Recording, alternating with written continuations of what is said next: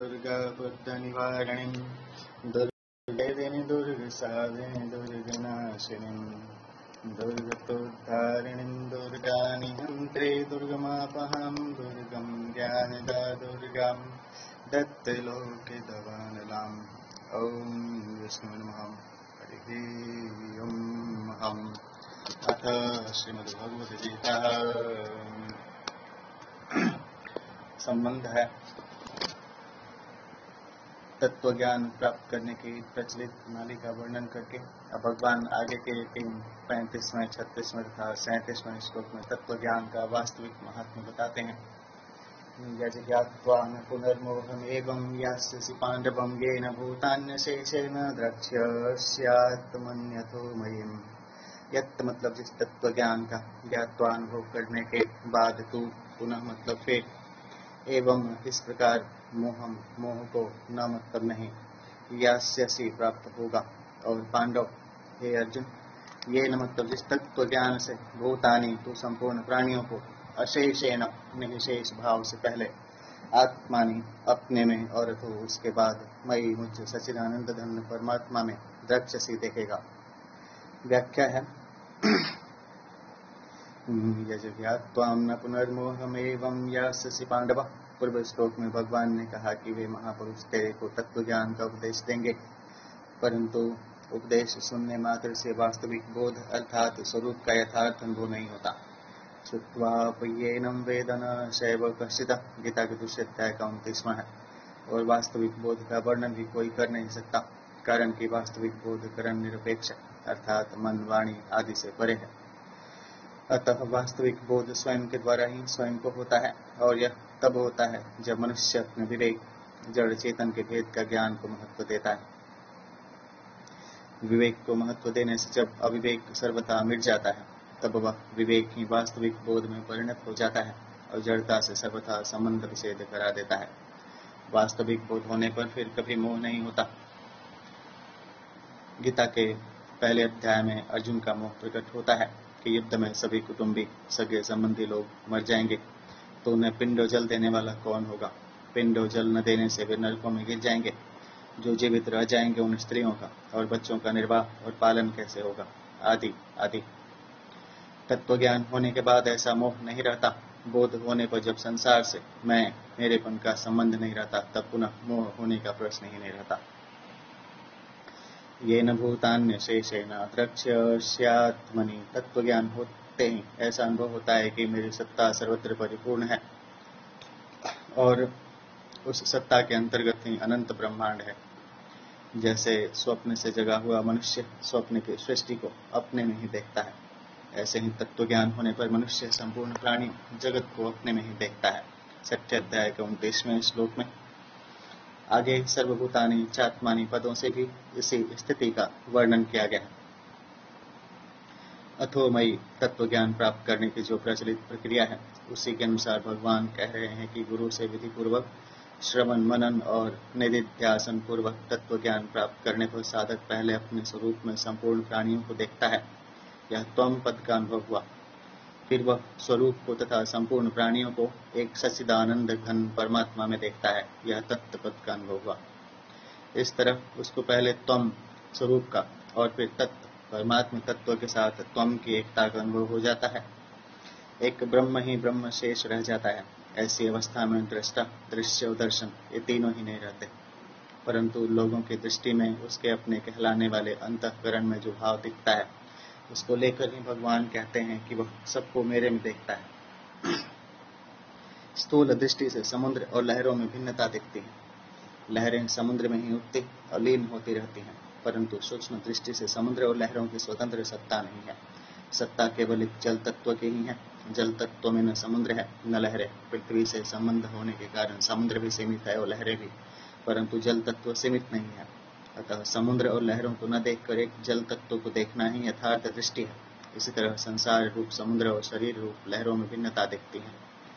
शरीर संसार में ही उत्पन्न और नष्ट होते रहते हैं, परंतु वास्तव में संसार और शरीर समुदाय की स्वतंत्र सत्ता नहीं है। सत्ता केवल परमात्मा तत्व की ही है। परमात्मा तत्व में न संसार है न शरीर। प्रकृति से संबंध होने के कारण संसार भी सीमित है और शरीर भी, परंतु परमात्मा तत्व सीमित नहीं है। अतः संसार और शरीरों को न देखकर एक परमात्मा तत्व को देखना ही यथार्थ दृष्टि है। गीता के 13वें अध्याय का 27वां श्लोक है और विशिष्ट भाव है, तत्व ज्ञान अथवा अज्ञान का नाश एक ही बार होता है और सदा के लिए होता है। तात्पर्य है कि तत्व ज्ञान की आवृत्ति नहीं होती, वह एक बार अनुभव में आ गया तो सदा के लिए आ ही गया। कारण कि जब अज्ञान की स्वतंत्र सत्ता ही नहीं है तो फिर पुनः अज्ञान कैसे होगा। अतः नित्य निवृत्त अज्ञान की ही निवृत्ति होती है और नित्य प्राप्त तत्व की ही प्राप्ति होती है। स्वयं सत्ता मात्र तथा बोध स्वरूप है। बोध का अनादर करने से हमने असत को स्वीकार किया और असत को स्वीकार करने से अविवेक हुआ। तात्पर्य है कि बोध से विमुख होकर हमने असत को सत्ता दी और असत को सत्ता देने से विवेक का अनादर हुआ। वास्तव में बोध का अनादर किया नहीं है, प्रत्युत अनादिकाल से अनादर है। अगर ऐसा माने कि हमने बोध का अनादर किया तो इससे सिद्ध होगा कि पहले बोध का आदर था। अतः अब आदर करेंगे तो पुनः अनादर हो जाएगा, परंतु बोध एक ही बार होता है और सदा के लिए होता है। तत्व ज्ञान होने पर फिर मोह नहीं होता, क्योंकि वास्तव में मोह है ही नहीं। मिटता वही है जो नहीं होता और मिलता वही है जो होता है। जगत जीव के अंतर्गत है और जीव परमात्मा के अंतर्गत है, इसलिए साधक पहले जगत को अपने में देखता है, द्रक्ष्यस्यात्मनि, फिर अपने को परमात्मा में देखता है। अतोमयी द्रक्ष्यस्यात्मनि में आत्मज्ञान ज्ञान है और अतोमयी में परमात्मा ज्ञान विज्ञान है। आत्मज्ञान में निजानंद है और परमात्मा ज्ञान में परमानंद है। लौकिक निष्ठा कर्म योग तथा ज्ञान योग से आत्मज्ञान का अनुभव होता है और अलौकिक निष्ठा भक्ति योग से परमात्मा ज्ञान का अनुभव होता है। सब कुछ भगवान ही है। इस प्रकार समग्र का ज्ञान परमात्मा ज्ञान है। आत्मज्ञान से मुक्ति तो हो जाती है, पर सूक्ष्म अदम की गंध रह जाती है, जिससे दार्शनिकों में और उनके दर्शनों में मतभेद रहता है। अगर सूक्ष्म अहम की गंध न हो तो फिर मतभेद कहाँ से आया। परंतु परमात्मा ज्ञान से सूक्ष्म अहम की गंध भी नहीं रहती और उससे पैदा होने वाले संपूर्ण दार्शनिक मतभेद समाप्त हो जाते हैं। तात्पर्य हुआ कि जब तक आत्मनि है तब तक दार्शनिक मतभेद हैं। जब वासुदेव सर्वम का अनुभव होने पर सब मतभेद मिट जाते हैं, तब अथोमयी हो जाता है। अथोमयी में एक परमात्मा के सिवाय दूसरी कोई सत्ता नहीं रहती। अपि चेदसि पापेभ्यं सर्वेभ्यः पापकृत्तमः सर्वं ज्ञान पल्लवेनैव वृजिनं संतरिष्यति वृजिनं संतरिष्यसि। चेत मतलब अगर तू सर्वेभ्य सब पापेभ्य पापियों से, अपि मतलब भी पाप कृतम अधिक पापी, असि मतलब है तो भी तू, ज्ञान पल्लवेन ज्ञान रूपी नौका के द्वारा, एवं निसंदेह सर्वम संपूर्ण वृजिनम पाप समुद्र से संतरिष्यसि अच्छी तरह तर जाएगा। व्याख्या है अपि चेदसि पापेभ्यं सर्वेभ्यः पाप कृतम। पाप करने वालों की 3 श्रेणियां होती हैं। पहला पाप अकृत अर्थात पाप करने वाला, दूसरा पाप अकृतर अर्थात 2 पापियों में एक से अधिक पाप करने वाला, और तीसरा पाप कृतम अर्थात संपूर्ण पापियों में सबसे अधिक पाप करने वाला। यहाँ पाप कृतम पद का प्रयोग करके भगवान कहते हैं कि अगर तू संपूर्ण पापियों में भी अत्यंत पाप करने वाला है तो भी तत्व ज्ञान से तू संपूर्ण पापों से तर सकता है। भगवान का यह कथन बहुत आश्वासन देने वाला है। तात्पर्य यह है कि जो पापों का त्याग करके साधन में लगा हुआ है उसका तो कहना ही क्या है, पर जिसने पहले बहुत पाप किए हों उसको भी जिज्ञासा जागृत होने के बाद अपने उद्धार के विषय में कभी निराश नहीं होना चाहिए। कारण कि पापी से पापी मनुष्य भी यदि चाहे तो इसी जन्म में अभी अपना कल्याण कर सकता है। पुराने पाप उतने बाधक नहीं होते जितने वर्तमान के पाप बाधक होते हैं। अगर मनुष्य वर्तमान में पाप करना छोड़ दे और निश्चय कर ले कि अब मैं कभी पाप नहीं करूंगा और केवल तत्व ज्ञान को प्राप्त करूंगा, तो उसके पापों का नाश होते देरी नहीं लगती। यदि कहीं 100 वर्षों से घना अंधेरा छाया हो और वहां दीपक जला दिया जाए तो उस अंधेरे को दूर करके प्रकाश करने में दीपक को 100 वर्ष नहीं लगते, प्रत्युत दीपक जलाते ही तत्काल अंधेरा मिट जाता है। इसी तरह तत्व ज्ञान होते ही पहले किए गए संपूर्ण पाप तत्काल नष्ट हो जाते हैं। चेत यदि पद देने का तात्पर्य यह है कि प्रायः ऐसे पापी मनुष्य परमात्मा में नहीं लगते, परंतु वे परमात्मा में लग नहीं सकते, ऐसी बात नहीं है। किसी महापुरुष के संग से अथवा किसी घटना परिस्थिति वातावरण आदि के प्रभाव से यदि उनका ऐसा दृढ़ निश्चय हो जाए कि अब परमात्मा तत्व का ज्ञान प्राप्त करना ही है, तो वे भी संपूर्ण पाप समुद्र से भली भांति तर जाते हैं। 9वें अध्याय के 30वें-31वें श्लोक में भी भगवान ने ऐसे ही बात अनन्य भाव से अपना भजन करने वाले के लिए कही है कि महान दुराचारी मनुष्य भी अगर यह निश्चय कर ले कि अब मैं भगवान का भजन ही करूंगा तो उसका भी बहुत जल्दी कल्याण हो जाता है। सर्वं ज्ञान पल्लवेनैव विजीर्णं संतरिष्यसि। प्रकृति के कार्य, शरीर और संसार के संबंध से ही संपूर्ण पाप होते हैं। तत्व ज्ञान होने पर जब इनसे सर्वथा संबंध विच्छेद हो जाता है तब पाप कैसे रह सकते हैं। मूला भावे कुतः शाखा। परमात्मा के स्वतः सिद्ध ज्ञान के साथ एक होना ही ज्ञान पल्लव अर्थात ज्ञान रूप नौका का प्राप्त होना है। मनुष्य कितना ही पापी क्यों न रहा हो, ज्ञान रूप नौका से वह संपूर्ण पाप समुद्र से अच्छी तरह तर जाता है। यह ज्ञान रूप नौका कभी टूटती फूटती नहीं, इसमें कभी छिद्र नहीं होता और यह कभी डूबती भी नहीं। यह मनुष्य को पाप समुद्र से पार करा देती है। ज्ञान यज्ञ। 4थे अध्याय का 33वां श्लोक से ही यह ज्ञान रूप नौका प्राप्त होती है। यह ज्ञान यज्ञ आरंभ से ही विवेक को लेकर चलता है और तत्व ज्ञान में इसकी पूर्णता हो जाती है। पूर्णता होने पर लेश मात्र भी पाप नहीं रहता। परिशिष्ट भाव है। यहाँ भगवान ने पापेभ्यः सर्वेभ्यः पापकृतमः पदों से पापी की आखिरी हद बता दी है। यद्यपि पापेभ्यः पद बहुवचन होने से संपूर्ण पापियों का वाचक है, फिर भी भगवान ने इसके साथ सर्वेभ्यः पद दिया। सर्वेभ्यः पद भी संपूर्ण का वाचक है।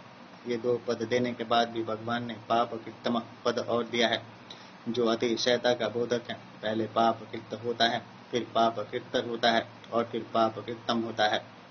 तात्पर्य निकला कि संपूर्ण संसार में जितने भी पापी हो सकते हैं, उन संपूर्ण पापियों से भी जो अत्यधिक पापी है उसको भी ज्ञान प्राप्त हो सकता है।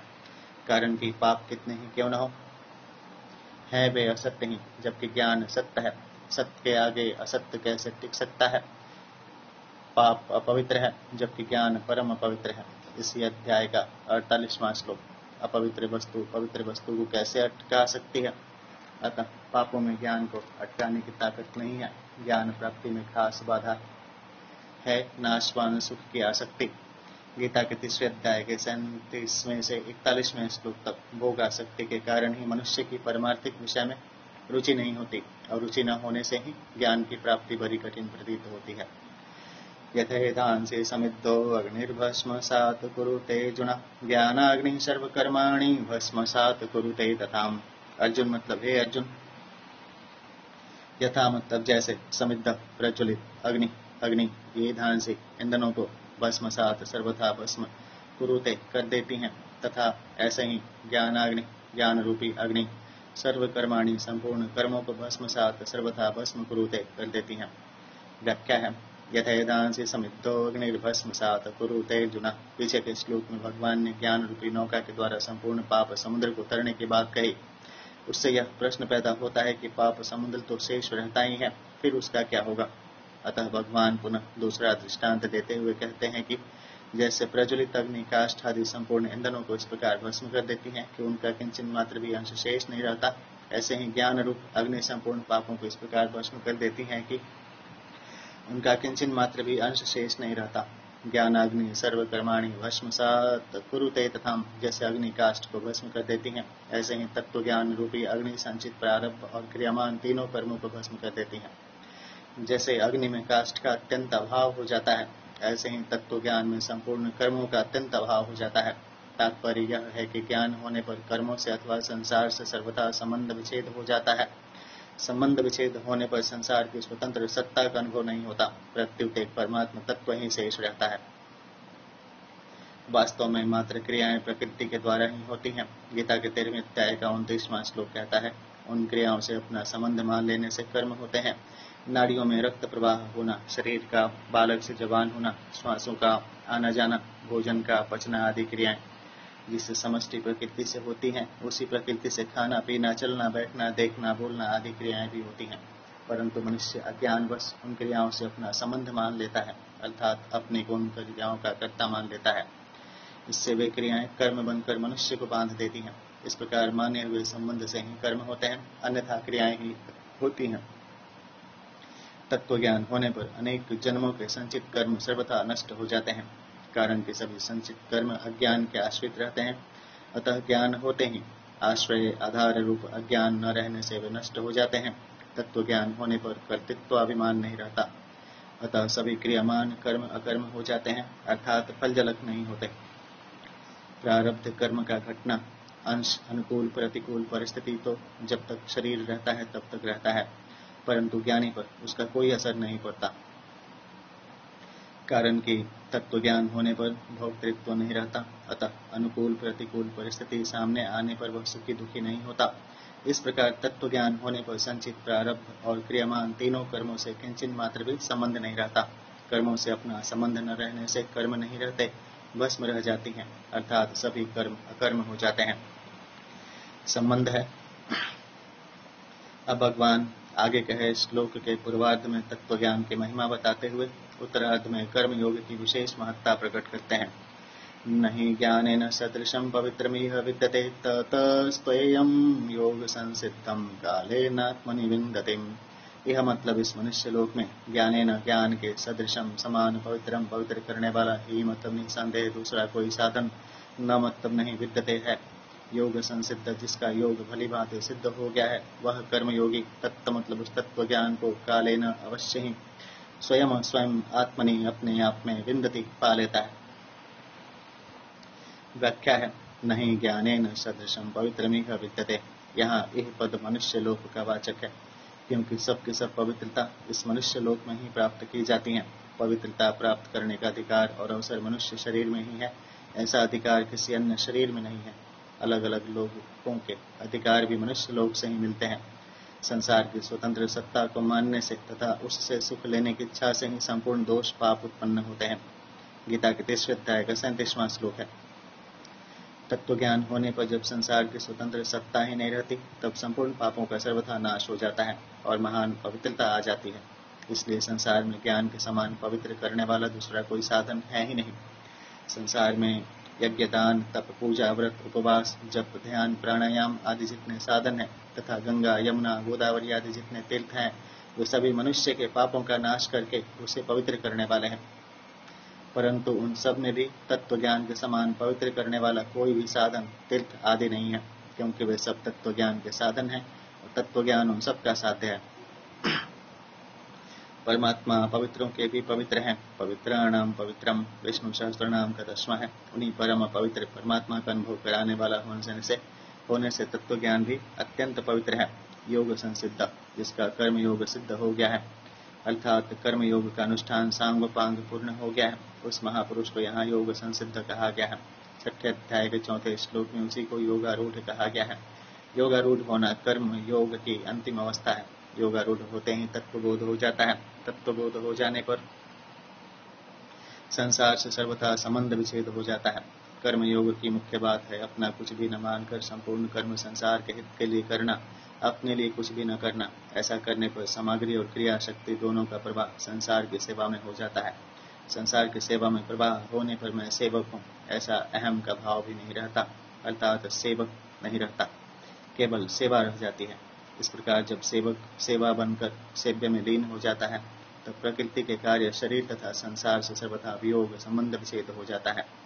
वियोग होने पर संसार की स्वतंत्र सत्ता नहीं रह जाती, केवल क्रिया रह जाती है। इसी को योग की संसिद्धि अर्थात सम्यक सिद्धि कहते हैं। कर्म और फल की आसक्ति से ही योग का अनुभव नहीं होता। वास्तव में कर्मों और पदार्थों से संबंध विच्छेद स्वतः सिद्ध है, कारण कि कर्म और पदार्थ तो अनित्य आदि अंत वाले हैं और अपना स्वरूप नित्य है। अनित्य कर्मों से नित्य स्वरूप को क्या मिल सकता है? इसलिए स्वरूप को कर्मों के द्वारा कुछ नहीं पाना है। यह कर्म विज्ञान है। कर्म विज्ञान का अनुभव होने पर कर्म फल से भी संबंध विच्छेद हो जाता है, अर्थात कर्मजन्य सुख लेने की आसक्ति सर्वथा मिट जाती है, जिसके मिटते ही परमात्मा के साथ अपने स्वाभाविक नित्य संबंध का अनुभव हो जाता है, जो योग विज्ञान है। योग विज्ञान का अनुभव होना ही योग की संसिद्धि है। ततः स्वयं कालेनात्मनि विन्दति। जिस तत्व ज्ञान से संपूर्ण कर्म भस्म हो जाते हैं और जिसके समान पवित्र करने वाला संसार में दूसरा कोई साधन नहीं है, उसी तत्व ज्ञान को कर्मयोगी योग संसिद्ध होने पर दूसरे किसी साधन के बिना स्वयं अपने आप में तत्काल प्राप्त कर लेता है। 34वें श्लोक में भगवान ने बताया था कि प्रचलित प्रणाली के अनुसार कर्मों का त्याग करके गुरु के पास जाने पर वे तत्व ज्ञान का उपदेश देंगे। उपदेक्षन्ति ते ज्ञानम, किंतु गुरु तो उपदेश दे देंगे पर उससे तत्व ज्ञान को हो ही जाएगा ऐसा निश्चित नहीं है। फिर भी भगवान यहाँ बताते हैं कि कर्म योग की प्रणाली से कर्म करने वाले मनुष्य को योग संसिद्धि मिल जाने पर तत्व ज्ञान हो ही जाता है। उपर्युक्त पदों में आया कालेन पद विशेष ध्यान देने योग्य है। भगवान ने व्याकरण की दृष्टि से कालेन पद तृतीया में प्रयुक्त करके यह बताया है कि कर्म योग से अवश्य ही तत्व ज्ञान अथवा परमात्मा तत्व का अनुभव हो जाता है। स्वयं पद देने का तात्पर्य यह है कि तत्व ज्ञान प्राप्त करने के लिए कर्मयोगी किसी गुरु की, ग्रंथ की या दूसरे किसी साधन की अपेक्षा नहीं है। कर्म योग की विधि से कर्तव्य कर्म करते हुए ही उसे अपने आप तत्व ज्ञान प्राप्त हो जाएगा। आत्मनि विन्दते पदों का तात्पर्य है कि तत्व ज्ञान को प्राप्त करने के लिए कर्मयोगी को किसी दूसरी जगह जाने की जरूरत नहीं है। कर्मयोग सिद्ध होने पर उसे अपने आप में ही स्वतः सिद्ध तत्व ज्ञान का अनुभव हो जाता है। परमात्मा सब जगह परिपूर्ण होने से अपने में भी है। जहाँ साधक मैं हूँ रूप से अपने आप को मानता है, वहीं परमात्मा विराजमान है, परंतु परमात्मा से विमुख होकर संसार से अपना संबंध मान लेने के कारण अपने आप में स्थित परमात्मा का अनुभव नहीं होता। कर्मयोग का ठीक ठीक अनुष्ठान करने से जब संसार से सर्वथा संबंध विच्छेद हो जाता है, अर्थात संसार से तदात्म्य ममता और कामना मिट जाती है, तब उसे अपने आप में ही तत्व की सुखपूर्वक अनुभव हो जाता है। निर्द्वंदो ही महाबाहो सुखम बंधात प्रमुच्यते, गीता के 5वें अध्याय का 3 है। परमात्म तत्व का ज्ञान करण निरपेक्ष है, इसलिए उसका अनुभव करके अपने आप से ही हो सकता है, इंद्रियां, मन, बुद्धि आदि कारणों से नहीं। साधक किसी भी उपाय से तत्व को जानने का प्रयत्न क्यों न करे, पर अंत में वह अपने आप से ही तत्व को जानेगा। श्रवण, मनन आदि साधन तत्व ज्ञान प्राप्त करने में असंभावना, विपरीत भावना आदि ज्ञान की बाधाओं को दूर करने वाले परंपरागत साधन माने जा सकते हैं, पर वास्तविक बोध अपने आप से ही होता है। कारण कि मन, बुद्धि आदि सब जड़ हैं। जड़ के द्वारा उस चिन्मय तत्व को कैसे जाना जा सकता है जो जड़ से सर्वथा अतीत है। वास्तव में तत्व का अनुभव जड़ के संबंध विच्छेद से होता है, जड़ के द्वारा नहीं। जैसे आंखों से संसार को तो देखा जा सकता है, पर आंखों से आंखों को नहीं देखा जा सकता, परंतु यह कहा जा सकता है कि जिससे देखते हैं वही आंख है। इस प्रकार जो सबको जानने वाला है उसे किसी के द्वारा जाना जा सकता है। विज्ञातार मरे के न विजानीयाना, बृहदारण्यक 2 अध्याय के 4 के 14। परंतु जिसमें संपूर्ण वस्तुओं का ज्ञान होता है वही परमात्मा तत्व है। विशेष बात है, इस अध्याय के 33वें से 37वें श्लोक तक भगवान ने ज्ञान की जो प्रशंसा की है उससे ज्ञान योग की विशेष महिमा झलकती है, परंतु वास्तव में उसे ज्ञान योग की ही महिमा मान लेना उचित प्रतीत नहीं होता। गहरा विचार करें तो इसमें अर्जुन के प्रति भगवान का एक गूढ़ अभिप्राय प्रतीत होता है कि जो तत्व ज्ञान इतना महान और पवित्र है, तथा जिस ज्ञान को प्राप्त करने के लिए मैं तुझे तत्वदर्शी महापुरुष के पास जाने की आज्ञा दे रहा हूँ, उस ज्ञान को तू स्वयं कर्मयोग के द्वारा अवश्य में वो प्राप्त कर सकता है। तथा स्वयं योग संसिद्ध काले नात्मनि विन्दते, गीता के 4 अध्याय का 38वां है। इस प्रकार ज्ञान योग की प्रशंसा की यह श्लोक वास्तव में प्रकारांतर से कर्म योग की विशेषता महिमा बताने के लिए है। भगवान का अभिप्राय यह नहीं था कि अर्जुन ज्ञानियों के पास जाकर ज्ञान प्राप्त करें। भगवान का अभिप्राय यह था कि जो ज्ञान इतनी दुर्लभता से ज्ञानियों के पास रहकर उनकी सेवा करके और विनय पूर्वक प्रश्नोत्तर करके तथा उसके अनुसार श्रवण, मनन और निधिध्यासन करके प्राप्त करेगा, वही ज्ञान तुझे कर्मयोग की विधि से प्राप्त कर्तव्य युद्ध का पालन करने से ही प्राप्त हो जाएगा। कालेन इस शब्द में काला ध्वनोरत्यंत संयोगे पाणिनि सूत्र 2, 3, 5 इससे प्राप्त द्वितीया विभक्ति का निषेध करके अपवर्ग तृतीया वही 2, 3, 6 इससे तृतीया विभक्ति हुई है। तृतीया विभक्ति वही होती है जहाँ अवश्य फल प्राप्ति का अर्थात कार्य अवश्य सिद्ध होने का द्योतन होता है, परंतु जहाँ द्वितीया विभक्ति होती है वहाँ अवश्य फल प्राप्ति का द्योतन नहीं होता। जैसे मासम अधीते पद द्वितीया में प्रयुक्त होता है, तो इसका अर्थ है कि एक मास में भी पूरा न पढ़ सका, परंतु यदि यही पद यदि मासेन अधीते इस प्रकार तृतीया में प्रयुक्त होता है तो इसका अर्थ है कि एक मास में पूरा पढ़ लिया।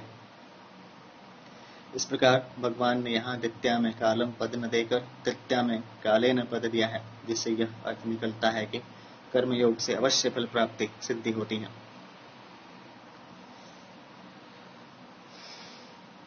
ज्ञानियों के पास रहकर उनकी सेवा करके और विनय पूर्वक प्रश्नोत्तर करके तथा उससे उसके अनुसार श्रवण, मनन और निधिध्यासन करके प्राप्त करेगा, वही ज्ञान तुझे कर्मयोग की विधि से प्राप्त कर्तव्य युद्ध का पालन करने से ही प्राप्त हो जाएगा। जिस तत्व ज्ञान के लिए मैंने तत्वदर्शी महापुरुषों के पास जाने की प्रेरणा की है, वह तत्व ज्ञान प्राप्त हो ही जाएगा, यह निश्चित नहीं है, क्योंकि जिस पुरुष के पास जाओगे वह तत्वदर्शी ही है, इसका क्या पता।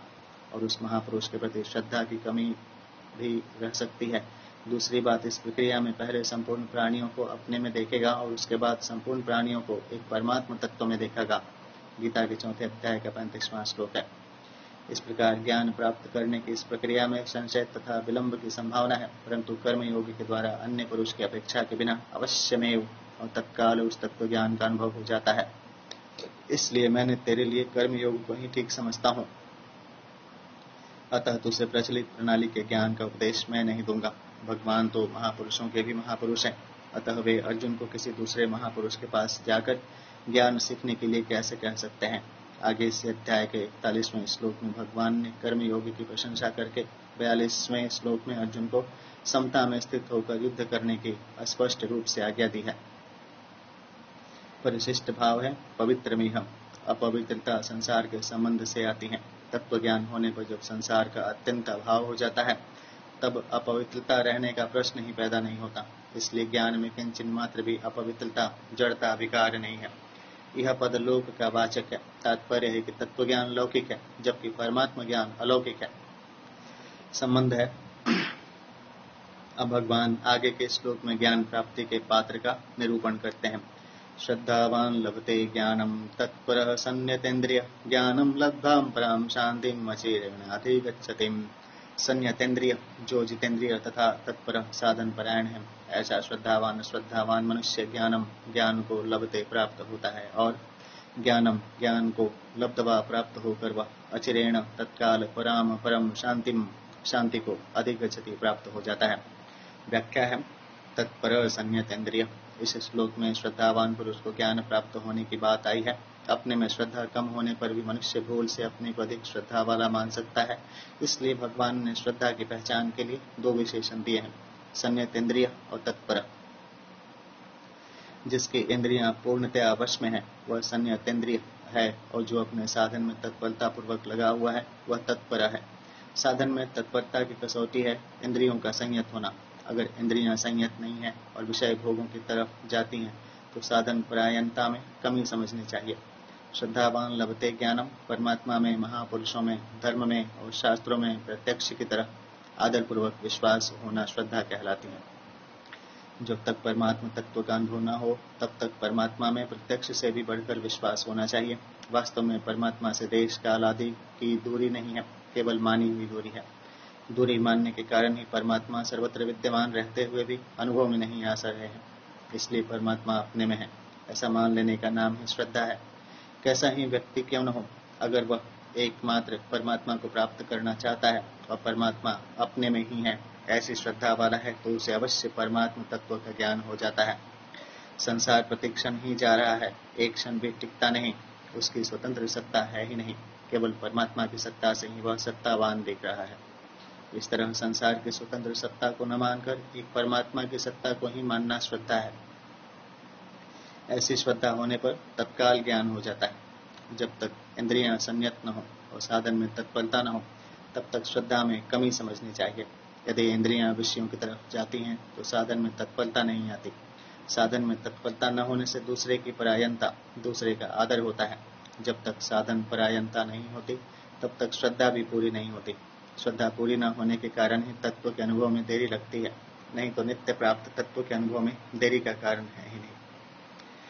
इसी अध्याय के 34वें श्लोक में भगवान ने गुरु के पास जाकर विधि पूर्वक ज्ञान प्राप्त करने की प्रणाली का वर्णन करते हुए 3 साधन बताए, प्रणिपात, परिप्रश्न और सेवा।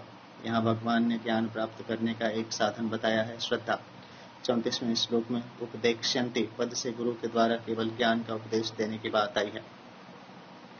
उपदेश से ज्ञान प्राप्त हो जाएगा, ऐसी बात वहां नहीं है, परंतु इस श्लोक में लभते पद से ज्ञान प्राप्त होने की बात आई है। तात्पर्य यह है कि 34वें श्लोक में कहे साधनों से ज्ञान प्राप्त हो जाएगा, ऐसा निश्चित नहीं है, परंतु इस श्लोक में कहे साधन से निश्चित रूप से ज्ञान प्राप्त हो जाता है। कारण यह है कि 34वें श्लोक में कहे साधन बहिरंग होने से, कपट भाव से तथा साधारण भाव से भी किए जा सकते हैं, परंतु इस श्लोक में कहा साधन अंतरंग होने से, कपट भाव से तथा साधारण भाव से नहीं किया जा सकता। गीता के 17वें अध्याय का 3रा श्लोक है। इसलिए ज्ञान की प्राप्ति में श्रद्धा मुख्य है। ऐसा एक तत्व या बोध है जिसका अनुभव मेरे को हो सकता है और अभी हो सकता है, यही वास्तव में श्रद्धा है। तत्व भी विद्यमान है, मैं भी विद्यमान हूँ, और तत्व का अनुभव करना भी चाहता हूँ, फिर देरी किस बात की। विशेष बात है, बड़े आश्चर्य की बात है कि जो नित्य निरंतर विद्यमान रहता है वह तो प्रिय नहीं लगता, और जो नित्य निरंतर ही बदल रहा है, जा रहा है, वह संसार प्रिय लगता है। इसमें कारण यही है कि जिस संसार की एक क्षण भी स्थिति नहीं है, जो निरंतर ही अभाव में जा रहा है, उसे हम स्थायी मान लेते हैं। स्थायी मानने के कारण ही उससे स्थायी सुख लेना चाहते हैं, जो सर्वथा असंभव है। सुख लेने के लिए हम संसार में अपनापन कर लेते हैं, जो किसी भी काल में अपना नहीं है। अपनी वस्तु वही है जो हमसे कभी अलग नहीं होती और जिससे हम कभी अलग नहीं होते। यदि संसार अपना होता तो प्रत्येक परिस्थिति हमारे साथ रहती, परंतु न तो परिस्थिति हमारे साथ रहती है और न हम ही परिस्थिति के साथ रहते हैं, इसलिए वह अपनी है ही नहीं।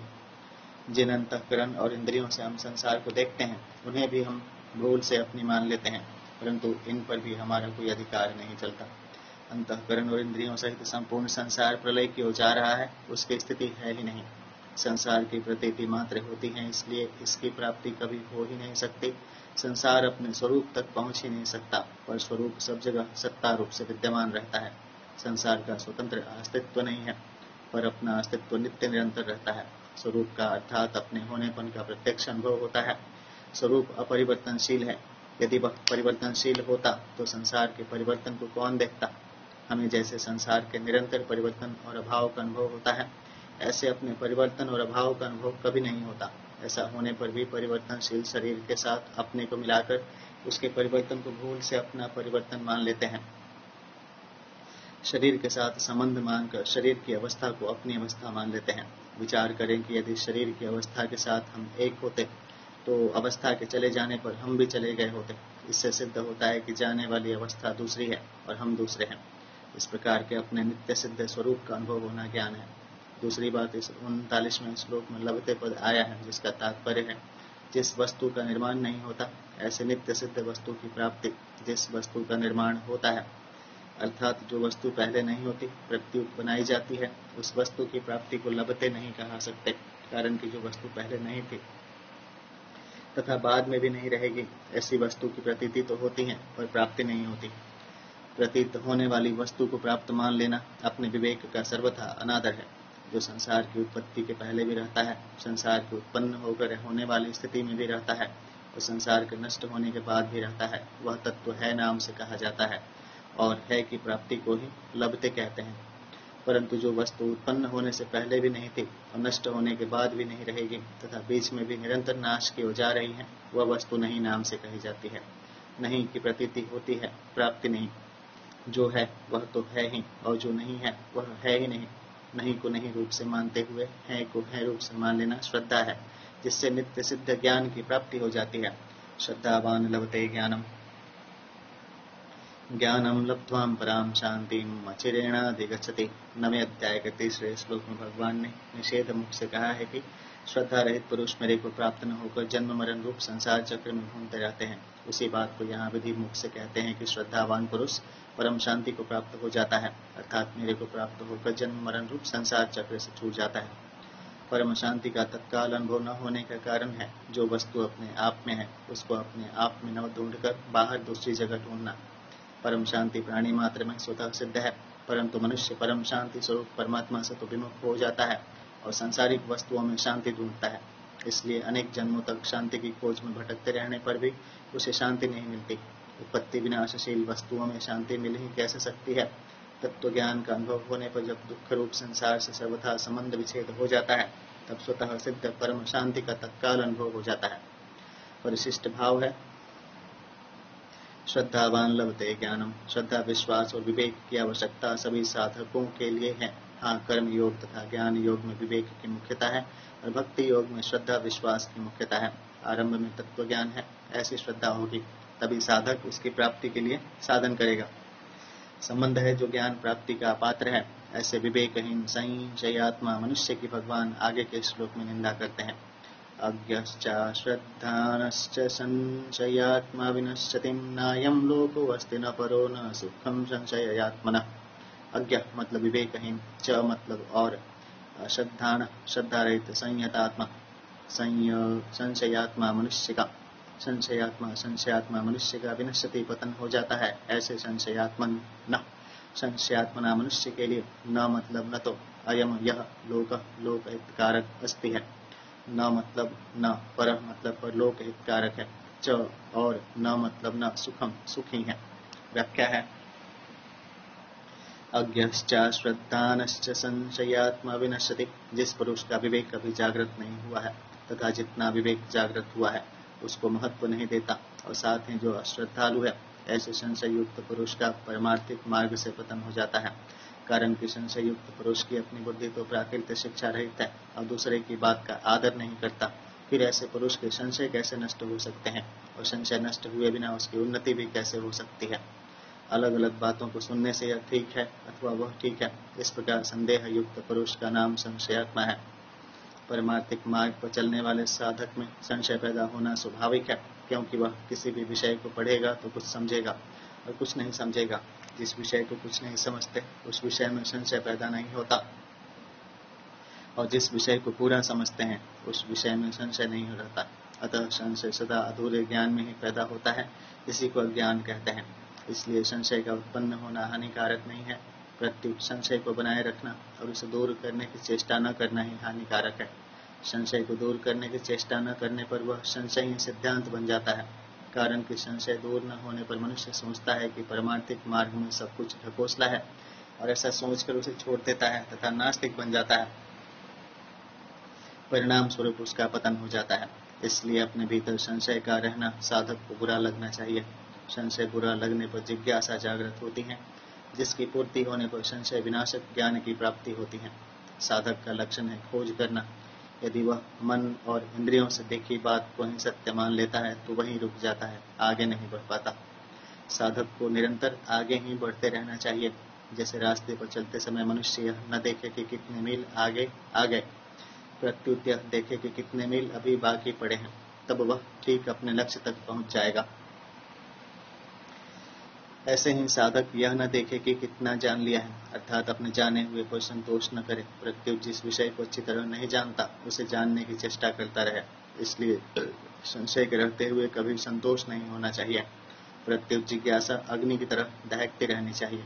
ऐसा होने पर साधक का संशय संत महात्माओं से अथवा ग्रंथों से किसी न किसी प्रकार से दूर हो ही जाता है। संशय दूर करने वाला कोई न मिले तो भगवत कृपा से उसका संशय दूर हो जाता है। विशेष बात है जीवात्मा परमात्मा का अंश है। ममैवांशु जीवलोके गीता के 15वें अध्याय का 7वां है। इसलिए जब उसमें अपने अंशी परमात्मा को प्राप्त करने की भूख जागृत होती है और उसकी पूर्ति न होने का दुख होता है, तब उस दुख को भगवान सह नहीं सकते, अतः उसकी पूर्ति भगवान स्वतः करते हैं। ऐसे ही जब साधक को अपने भीतर स्थित संशय से व्याकुलता या दुख होता है, तब वह दुख भगवान को असह्य होता है। संशय दूर करने के लिए भगवान से प्रार्थना नहीं करनी पड़ती, प्रत्युत जिस संशय को लेकर साधक को दुख हो रहा है उस संशय को दूर करके भगवान स्वतः उसका वह दुख मिटा देते हैं। संशयात्मा पुरुष की एक पुकार होती है जो स्वतः भगवान तक पहुंच जाती है। संशय के कारण साधक की वास्तविक उन्नति रुक जाती है, इसलिए संशय दूर करने में ही उसका हित है। भगवान प्राणी मात्र के सुहृद हैं। सुहृदम सर्वभूतानां गीता के 5वें अध्याय का 29वां है। इसलिए जिस संशय को लेकर मनुष्य व्याकुल होता है और वह व्याकुलता उसे असह्य हो जाती है, तो भगवान उस संशय को किसी भी रीति उपाय से दूर कर देते हैं। गलती यही होती है कि मनुष्य जितना जान लेता है उसी को पूरा समझकर अभिमान कर लेता है कि मैं ठीक जानता हूँ। यह अभिमान महान पतन करने वाला हो जाता है। नायम लोको अस्ति न परो न सुखम संशयात्मना। इस श्लोक में ऐसे संशयात्मा मनुष्य का वर्णन है जो अज्ञ और अश्रद्धालु है। तात्पर्य यह है कि भीतर संशय रहने पर भी उस मनुष्य की न तो अपनी विवेकवती बुद्धि है और न वह दूसरे की बात ही मानता है। इसलिए उस संशयात्मा मनुष्य का पतन हो जाता है। उसके लिए यह श्लोक लोक है, न परलोक है और न सुख ही है। संशयात्मा मनुष्य का ही लोक में व्यवहार बिगड़ जाता है, कारण कि वह प्रत्येक विषय में संशय करता है। जैसे यह आदमी ठीक है या बेठीक है, यह भोजन ठीक है या बेठीक है, इसमें मेरा हित है या अहित है आदि। उस संशयात्मा मनुष्य को परलोक में भी कल्याण की प्राप्ति नहीं होती, क्योंकि कल्याण में निश्चयात्मिका बुद्धि की आवश्यकता होती है, और संशयात्मा बुद्धि मनुष्य दुविधा में रहने के कारण कोई एक निश्चित नहीं कर सकता, जैसे जप करूं या स्वाध्याय करूं। पहला है अज्ञान का अर्थ ज्ञान का अभाव नहीं है। अधूरे ज्ञान को पूरा ज्ञान मान लेना ही अज्ञान है। कारण कि परमात्मा का ही अंश होने से जीव में ज्ञान का सर्वथा अभाव हो ही नहीं सकता। केवल नाशवान असत्य की सत्ता मानकर उसे महत्व दे देता है, असत्य को सत्य मानकर भी असत्य से विमुख नहीं होता, यही अज्ञान है। इसलिए मनुष्य में जितना ज्ञान है, यदि उस ज्ञान के अनुसार वह अपना जीवन बना ले तो अज्ञान सर्वथा मिट जाएगा और ज्ञान प्रकट हो जाएगा, कारण कि अज्ञान की स्वतंत्र सत्ता है ही नहीं। दूसरा, कुछ श्रद्धा, कुछ दुष्टता, कुछ संशय, कुछ ज्ञान, घर का रहा न घाट का, ज्यों धोबी का श्वान। संसार का काम करूं या परमात्मा प्राप्ति करूं आदि भीतर संशय भरे रहने के कारण उसके मन में भी सुख शांति नहीं रहती। इसलिए विवेकवती बुद्धि और श्रद्धा के द्वारा संशय को अवश्य ही मिटा देना चाहिए। दो अलग अलग बातों को पढ़ने सुनने से संशय पैदा होता है। वह संशय या तो विवेक विचार के द्वारा दूर हो सकता है या शास्त्र तथा संत महापुरुषों की बातों को श्रद्धा पूर्वक मानने से। इसलिए संशय युक्त पुरुष में यदि अज्ञता है तो वह विवेक विचार को बढ़ाए, और यदि अश्रद्धा है तो श्रद्धा को बढ़ाए, क्योंकि इन दोनों में से किसी एक को विशेषता से अपनाए बिना संशय दूर नहीं होता। विशिष्ट भाव है, ज्ञान हो तो संशय मिट जाता है। ज्ञान संचिन्न संशयम गीता के 4थे अध्याय का 41वां है। और श्रद्धा हो तो भी संशय मिट जाता है। श्रद्धावान लभते ज्ञानम गीता के 4थे अध्याय का 39वां है। परंतु ज्ञान और श्रद्धा ये दोनों ही न हो तो संशय नहीं मिट सकता। इसलिए जिन संशयात्मा मनुष्य में न तो ज्ञान विवेक है और न श्रद्धा ही है, अर्थात जो न तो खुद जानता है और न दूसरे की बात मानता है, उसका पतन हो जाता है। संबंध है, भगवान ने 33वें श्लोक से ज्ञान योग का प्रकरण आरंभ करते हुए ज्ञान प्राप्ति का उपाय तथा ज्ञान की महिमा बताई। जो ज्ञान गुरु के पास रहकर उनकी सेवा आदि करने से होता है, वही ज्ञान कर्म योग से सिद्ध हुए मनुष्य को अपने आप प्राप्त हो जाता है। ऐसा बताकर भगवान ने ज्ञान प्राप्ति के पात्र अपात्र का वर्णन करते हुए प्रकरण का उपसंहार किया। अब प्रश्न होता है कि सिद्ध होने के लिए कर्म योगी को क्या करना चाहिए। इसका उत्तर भगवान आगे के श्लोक में देते हैं। योग सन्नन्यस्त कर्माणं ज्ञान संचिन्न संशयम आत्मबंधम न कर्माणि निबंधन्ते धनंजय। धनंजय मतलब हे धनंजय, योग संन्यस्त योग समता कर्माणम के द्वारा जिसका संपूर्ण कर्मों से संबंध विच्छेद हो गया है, और ज्ञान संचिन्न विवेक ज्ञान के संशयम द्वारा जिसके संपूर्ण संशयों का नाश हो गया है, ऐसे आत्मबंधम स्वरूप परायण मनुष्य को कर्माणि कर्म न मतलब नहीं निबंधते बांधते। व्याख्या है, योग संन्यास्त कर्माणम शरीर इंद्रियां मन बुद्धि आदि जो वस्तुएं हमें मिली हैं और हमारी दिखती हैं, वे सब दूसरे की सेवा के लिए ही हैं, अपना अधिकार जमाने के लिए नहीं। इस दृष्टि से जब उन वस्तुओं को दूसरों की सेवा में उनका ही मानकर लगा दिया जाता है, तब कर्मों और वस्तुओं का प्रवाह संसार की ओर ही हो जाता है और अपने में स्वतः सिद्ध समता का अनुभव हो जाता है। इस प्रकार योग समता के द्वारा जिसने कर्मों से संबंध विच्छेद कर लिया है, वह पुरुष योग संन्यास्त कर्मा है। जब कर्म योगी कर्म में अकर्म तथा अकर्म में कर्म देखता है, अर्थात कर्म करते हुए अथवा न करते हुए दोनों अवस्थाओं में नित्य निरंतर असंग रहता है, तब वही वास्तव में योग संन्यास्त कर्मा होता है। ज्ञानश्चिन्न संशय, मनुष्य के भीतर प्रायः ये संशय रहते हैं कि कर्म करते हुए ही कर्मों से अपना संबंध विच्छेद कैसे होगा, अपने लिए कुछ न करें तो अपना कल्याण कैसे होगा आदि। परंतु जब वह कर्मों के तत्वों का अच्छी तरह जान लेता है, तब उसके समस्त संशय मिट जाते हैं। उसे इस बात का स्पष्ट ज्ञान हो जाता है कि कर्मों और उनके फलों का आदि और अंत होता है, और स्वरूप सदा ज्यों का त्यों रहता है। इसलिए कर्म मात्र का संबंध पर संसार के साथ है, स्वस्वरूप के साथ बिल्कुल नहीं। इस दृष्टि से अपने लिए कर्म करने से कर्मों के साथ संबंध जुड़ जाता है, और निष्काम भाव पूर्वक केवल दूसरों के लिए कर्म करने से कर्मों से संबंध विच्छेद हो जाता है। कर्मों के तत्व का वर्णन इसी अध्याय के 16वें से 32वें श्लोक तक के प्रकरण में विशेषता से हुआ है। इसमें भी 18वां श्लोक मुख्य है। इससे सिद्ध होता है कि अपना कल्याण दूसरों के लिए कर्म करने से ही होता है, अपने लिए कर्म करने से नहीं। आत्मबंधम कर्म योगी का उद्देश्य स्वरूप बोध को प्राप्त करने का होता है, इसलिए वह सदा स्वरूप के परायण रहता है। उसके संपूर्ण कर्म संसार के लिए ही होते हैं। सेवा तो स्वरूप से ही दूसरों के लिए होती है। खाना पीना सोना बैठना आदि जीवन निर्वाह की संपूर्ण क्रियाएं भी दूसरों के लिए ही होती हैं, क्योंकि क्रिया मात्र का संबंध संसार के साथ है, स्वरूप के साथ नहीं। न कर्माणि निबंधन्ति, अपने लिए कोई भी कर्म न करने से कर्मयोगी का संपूर्ण कर्मों से संबंध विच्छेद हो जाता है, अर्थात वह सदा के लिए संसार बंधन से सर्वथा मुक्त हो जाता है। गीता के 4थे अध्याय के 23वां श्लोक है। कर्म स्वरूप से बंधन कारक है ही नहीं। कर्मों में परीक्षा ममता आसक्ति और कर्तृत्वाभिमान ही बांधने वाला है। संबंध है, पूर्व श्लोक में भगवान ने बताया कि ज्ञान के द्वारा संशय का नाश होता है और समता के द्वारा कर्मों से संबंध विच्छेद होता है। अब आगे के श्लोक में भगवान ज्ञान के द्वारा अपने संशय का नाश करके समता में स्थित होने के लिए अर्जुन को आज्ञा देते हैं। तस्माद् ज्ञान संभूतं हृतस्थं ज्ञानासीनात्मनं क्षित्वेनं संशयं योगमातिष्ठोतिष्ठ भारतम।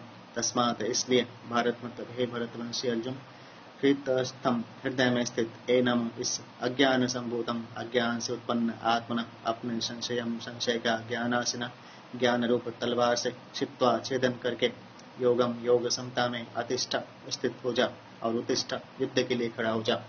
व्याख्या है तस्माद् ज्ञान संभूतम छित्त्वैनं संशयम।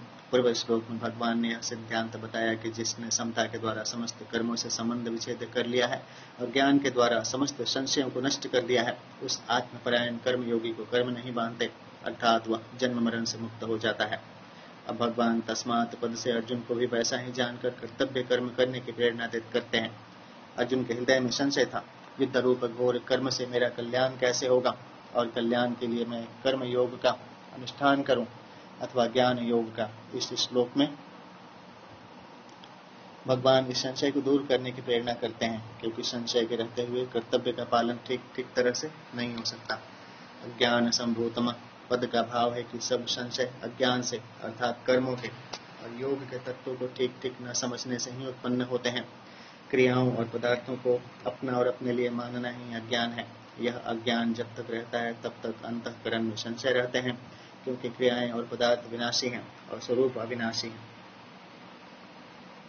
तीसरे अध्याय में कर्म योग का आचरण करने की और इस चौथे अध्याय में कर्म योग को तत्व से जानने की बात विशेष रूप से आई है, कारण कि कर्म करने के साथ साथ कर्म को जानने की भी बहुत आवश्यकता है।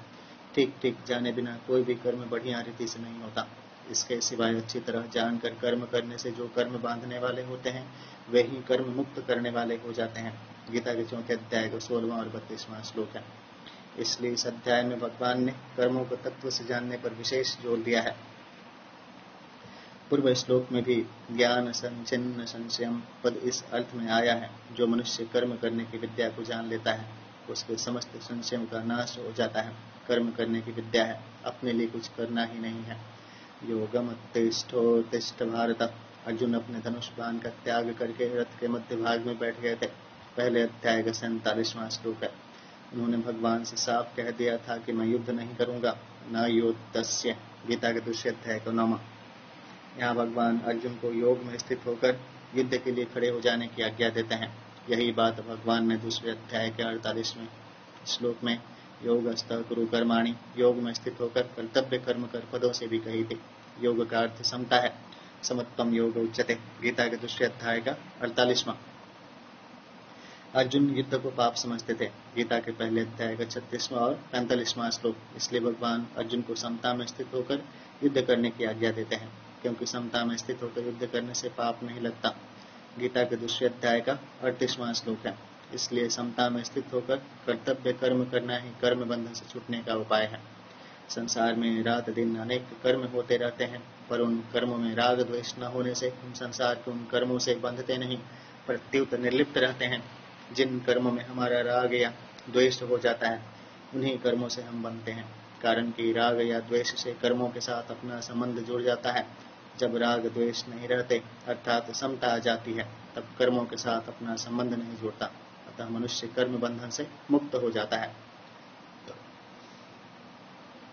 अपने स्वरूप को देखें तो उसमें समता स्वतः सिद्ध है। विचार करें कि प्रत्येक कर्म का आरंभ होता है और समाप्ति होती है। उन कर्मों का फल भी आदि और अंत वाला होता है, परंतु स्वरूप निरंतर ज्यों का त्यों रहता है। कर्म और फल अनेक होते हैं, पर स्वरूप एक ही रहता है। अतः कोई भी कर्म अपने लिए न करने से और किसी भी पदार्थ को अपना और अपने लिए न मानने से जब क्रिया पदार्थ रूप संसार से सर्वथा संबंध विच्छेद हो जाता है, तब स्वतः सिद्ध समता का अपने आप अनुभव हो जाता है। ओम तत्सदिति श्रीमद्भगवद्गीतासूपनिषत्सु ब्रह्म विद्यायां योगशास्त्रे श्रीकृष्णार्जुन संवादे ज्ञान कर्म संन्यास योगो नाम चतुर्थ अध्याय। श्री विष्णु भगवान की जय, कृष्ण भगवान की जय, श्यावर रामचंद्र की जय। इस प्रकार ओम तत्सत इन भगवान नामों के उच्चारण पूर्वक ब्रह्म विद्या और योग शास्त्र में श्रीमद् भगवद गीतोपनिषद रूप श्री कृष्णार्जुन संवाद में ज्ञान कर्म संन्यास योग नामक चौथा अध्याय पूर्ण हुआ। तत्व ज्ञान की प्राप्ति के लिए कर्म योग और सांख्य योग का वर्णन होने से इस चौथे अध्याय का नाम ज्ञान कर्म संन्यास योग है। चौथे अध्याय के पद, अक्षर और उवाच पहला। इस अध्याय में अथ चतुर्थ अध्याय के 3 अर्जुन वाचा आदि पदों के 6 श्लोकों के 511 और पुष्पिका के 13 पद हैं। इस प्रकार संपूर्ण पदों का योग 533 है। दूसरा, इस अध्याय में अथ चतुर्थ अध्याय के साथ अर्जुन वाचा आदि पदों के 20 श्लोकों के 1344 और पुष्पिका के 50 अक्षर हैं। इस प्रकार संपूर्ण अक्षरों का योग 1421 है। इस अध्याय के सभी श्लोक 32 अक्षरों के हैं। तीसरा, इस अध्याय में 3 वाचा हैं, 2 श्री भगवान वाचा और 1 अर्जुन वाचा। चौथे अध्याय में प्रयुक्त छंद है। इस अध्याय के 42वें श्लोक में से 31वें और 38वें श्लोक के प्रथम चरण में तथा दूसरे 10वें, 13वें और 40वें श्लोक के तृतीय चरण में नगण प्रयुक्त होने से न यानी विपुला, छठे श्लोक के प्रथम चरण में रगण प्रयुक्त होने से र विपुला और 24वें श्लोक के प्रथम चरण में तथा 30वें श्लोक के तृतीय चरण में भगण प्रयुक्त होने से भ विपुला संज्ञा वाले छंद हैं। शेष 33 श्लोक ठीक पथ्यावक्त्र अनुष्टुप छंद के लक्षणों से युक्त हैं। ध्यान सूर्य विष्णु भगवान की जय। शांताकारं भुजगशयनं पद्मनाभं सुरेशं विश्वाधारं गगनसदृशं मेघवर्णं शुभांगं लक्ष्मीकान्तं कमलनयनं योगिविद्यानगम्यं वन्दे विष्णुभवभयनं सर्वलोकैकनाथं। नमो दिव्यै महादिव्यै शिवायै सततं नमो नमो प्रकृते भद्राय नियतः प्रणताय अस्मतां कर्पूरगौरं करुणावतारं संसारसारं भुजगेन्द्रहारं सदा वसन्तं हृदयारविन्दो भवानी सहितं नमामि। त्वमेव माता च पिता त्वमेव बन्धुः च सखा त्वमेव विद्याद्रविणं त्वमेव सर्वं मम देवदेव। ओम विष्णु नमः। ओम भूर्भुवस्सुवः तत्सवितुर्वरेण्यं भर्गो देवस्य धीमहि धियो यो नः प्रचोदयात्। सर्वे भवन्तु सुखिनः, सर्वे सन्तु निरामयां, सर्वे भद्राणि पश्यन्तु मा कश्चित् दुर्भाग्यमवेताम्। ओम भूर्भुवस्सुवः तत्सवितुर्वरेण्यं भर्गो देवस्य धीमहि धियो यो नः प्रचोदयात्। शान्तकारं भुजगशयनं पद्मनाभं सुरेशं विश्वाधारं गगनसदृशं मेघवर्णं शुभांगं लक्ष्मीकान्तं कमलनयनं योगिविद्यानगम्यं वन्दे विष्णुभवभयहरणं सर्वलोकैकनाथम्। ओम भूर्भुवस्सुवः तत्सवितुर्वरेण्यं भर्गो देवस्य धीमहि धियो यो नः प्रचोदयात्। ध्यान सूर्य विष्णु भगवान की जय। हरि